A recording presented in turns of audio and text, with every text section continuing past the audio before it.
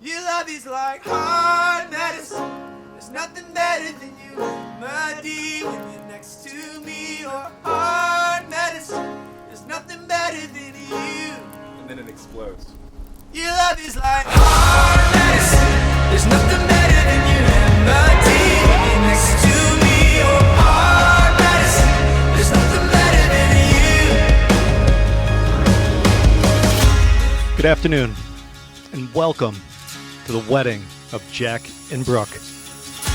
If you had not noticed, the last few days, there is a theme to this wedding, and it's called Family and Friends.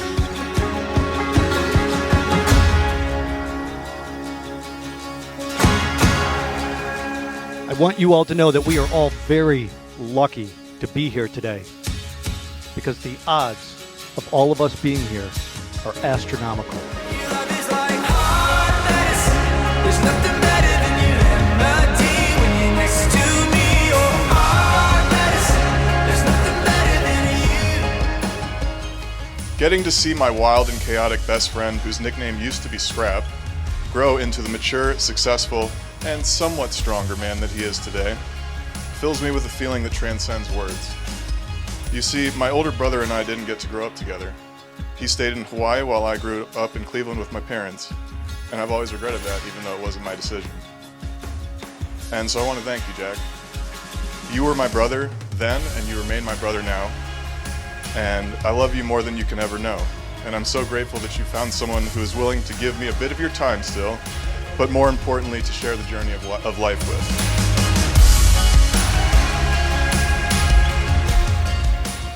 Jack, before I met you, I often wondered who my soulmate was. I wondered if it was even possible that I had a soulmate. I couldn't fathom that there would be someone out there who would have patience during my long-winded stories, ground me when I'm overthinking and spiraling, and accept me fully for all the parts that make me who I am. During our very first conversation we ever had, you had such a remarkable way of making me feel like I hung the moon. You listened so tenderly and full of attentiveness. Before my mind could even comprehend that it was happening, my heart was drawn to you. That feeling has never gone away since that day. I can't get enough of you no matter how many years have gone by. Your honest and humble character is one of the best parts of who you are.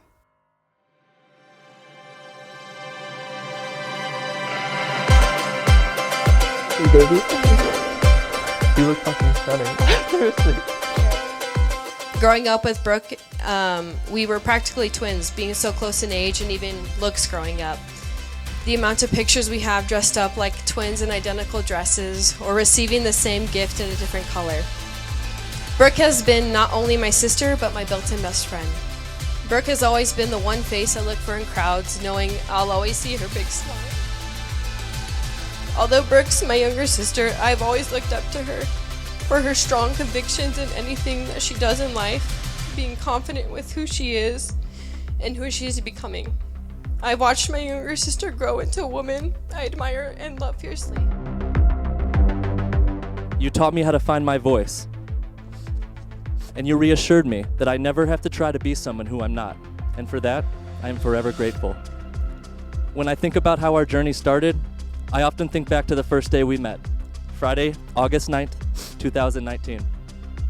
You were the first person I met when I was just a shy Midwestern boy who moved across the country to LA for his first job. Our boss asked you to spend some time with me to talk about the job and help me get acquainted with things.